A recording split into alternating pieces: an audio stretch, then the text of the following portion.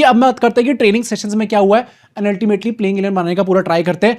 देखो रोहित, कोहली, गिल, केएल राहुल, कुलदीप और गुरनूर बरार एंड जसप्रीत बुमराह, ये जो 7 खिलाड़ी थे, इन लोगों ने कैंप को थोड़ा अर्ली ज्वाइन कर लिया था, क्योंकि बाकी प्लेयर जो थे रिस्पेक्ट बुमराह, वो कुछ हाँ रिस्पेक्ट बुमराह।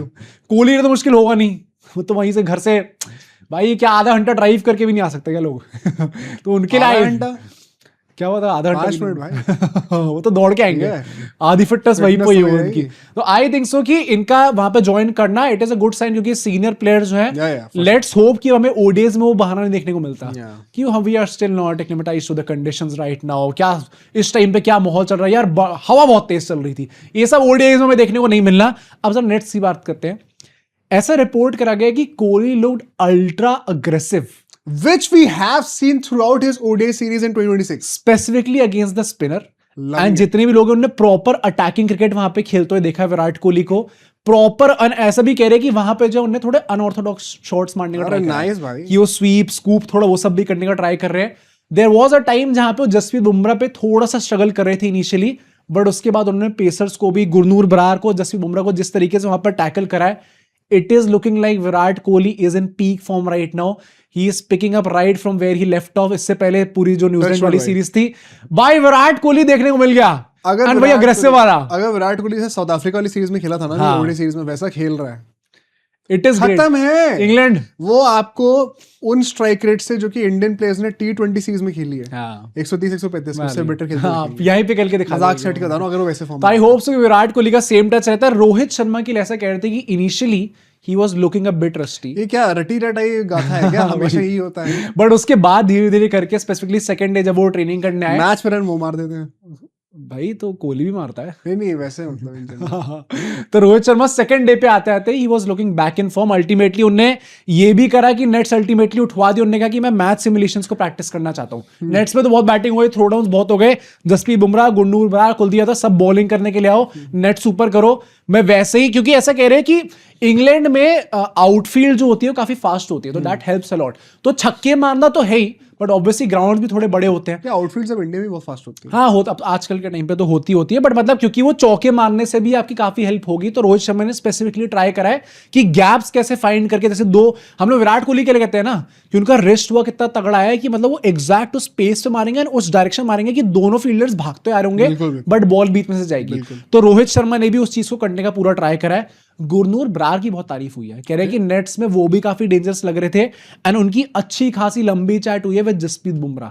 तो Jasprit Bumrah throughout the net sessions उनको गाइड कर रहे थे कि यहाँ पे कैसे खेलना है। स्विंग के लिए स्पेसिफिकली काफी हेल्प भी हो सकती है गुरनूर बरार की, क्या पता इस सीरीज में आपको काफी अच्छी तरीके से देखने को मिले। These are the net observations जो कि अभी तक निकल के आई हैं, इसी के बेसिस पे let's try to make the playing 11। मैं एक और ज्यादा हेड्स अप देना चाहता हूं, क्योंकि एज बैस्टन में मैच होने वाला है। Traditionally it has always been a good batting surface, specially in white ball cricket. हाँ, क्या आप टॉस जीत के पहले बैटिंग करना चाहोगे? मॉडर्न डे गेम्स में हमने देखा है कि आप ओडीआईज में भी चेस करना प्रेफर करते हो, right? In preparation to 2027 world cup, is it a wiser decision कि आप पहले बैटिंग करके इन सारे सीनियर्स को, जिनको उतना खेलने को नहीं मिलता, इनको गेम टाइम दो? मैं honestly put guys like Bumrah and Hardeep under pressure कि अब आप इसको डिफेंड करके दिखाओ। मैं ऑनेस्टली चाहूंगा कि हम लोग चेस करें। क्यों भाई? एक बार 1-0 अप हो जाओ, जहां हम थोड़ा पीछे हुए ना, वो प्रेशर ऐसा आएगा ना मैनेजमेंट के ऊपर। इन दिस वंस अगेन देखो, पिच रिपोर्ट जो कहते हैं ना traditionally good batting surface, England के स्टैंडर्ड से, इसका मतलब ये नहीं होने वाला कि इंडिया की 400 450 की पिच मिल जाएगी। हाँ, इनफैक्ट नेट सेशंस में भी ऐसा कुछ प्लेयर्स जो कंप्लेन करते हैं कि थोड़ी टू फेस विकेट है, कई बार नीचे रह जा रही है बॉल, वैसा टाइप तो का। आप ये मत मान के चलना कि अब अच्छी विकेट है तो मतलब कि अरे सर 400 नहीं बने आज, क्या बदतमीजी हो रही है, 400 अलर्ट्स क्यों नहीं आया? नहीं, वो नहीं होगा। It is going to be a respectable pitch. Batting chase करना specially under the lights may be initially easy ना हो, जहां वो स्टार्टिंग में थोड़े से विकेट गिर गए, अगर ऊपर के 2-3 विकेट गिरने की बातें होती है, प्रेशर आ जाती है टीम। मैं बस ये चाहता हूं, क्योंकि आई थिंक सो कि 1-0 अप के लिए सबसे बेहतर मौका वही होगा, एंड सबसे एक प्लेयर जिसके ऊपर आप बैंक कर सकते हो कि टीम को भाई लीड मिले हो, उसके बाद बाकी हम लोग देख लेंगे बाकी 2 मैचेस में, that is Virat Kohli. He is a chase master. I hope so कि हम लोग चेज करते हैं, फॉर्म भी काफी अच्छा है उनका। एक मैच हम लोग जीत गए ना, उसके बाद हम लोग मतलब we can look to demolish England. उसके बाद फिर हम लोग थोड़े कंफर्टेबल पोजीशन पे हो, पहला हार गए तो सूली पे फिर हम फिर मैं हाथ माफ कर भाई, कल मैं बता रहा हूँ भाई, अगर हम यहाँ भी हार रहे हैं ना, हाँ मैं घुटने टेक दूंगा, ज्यादा हो जाएगा मेरे से नहीं हो रहा फिर। एक तो मैं 8 घंटे का मैच देखूंगा सही में पूरा, और वो शुरू भी 3 साढ़े 3 बजे से, वो खत्म होगा 11 साढ़े 11 तक।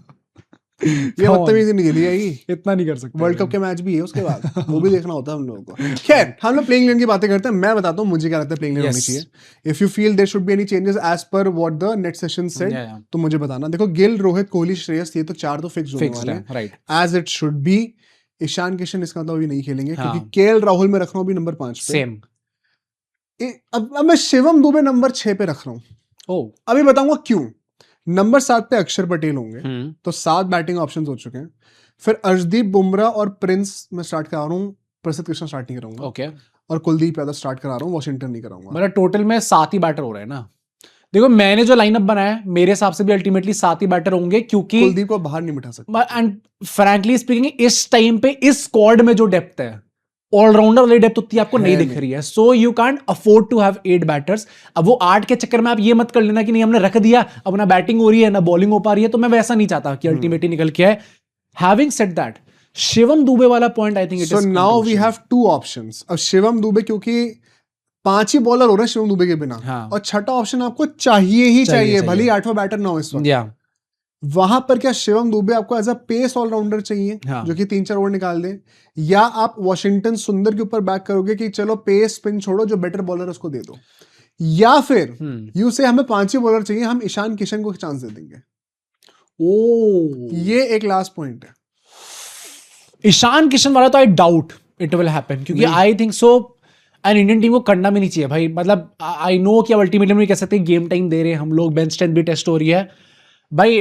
हम लोग इस टाइम पे उतनी कंफर्टेबल पोजीशन पे नहीं है कि हम लोग सोचे तो डायरेक्टली 27 का ही सोचे। हमें थोड़ा सा भी प्रेजेंट सिनेरियो भी देख के चलना पड़ेगा। ईशान किशन वाला तो आई think it is not happening, it is about Shivam Dubey और वॉशिंगटन सुंदर। मेरे हिसाब से शायद वॉशिंगटन सुंदर स्टार्ट इसलिए करेंगे क्योंकि I think so Shivam Dubey is either way not going to be in the squad. Now you never know, अगर नीतीश और हार्दिक दोनों इंजर्ड ही रह रहे हैं तो दुबे पे ट्रस्ट करना ही पड़ेगा। And we know BCCI is concerned about this. But मतलब right now वो थर्ड पे है इस टाइम पे। पहले हार्दिक पांड्या, पहले तो कहाँ है नीतीश रेड्डी है तो थर्ड पे, लेकिन पहले तो है कहाँ? पहले तो आने का नाम ही नहीं ले रहे। बताया नहीं आपने, वो लगातार क्या वापस भाई। पता है, एक मिनट रुक जाओ, अगर हम लोग शिवम दुबे को, अगर ऐसा होता है, खुदा ना खास्ता ऐसा हो, बट अगर शिवम दुबे ही अल्टीमेटली हमारे ऑप्शन बनते हैं, हम हार गए भाई। हम वर्ल्ड कप स्टार्ट होने से पहले हार गए।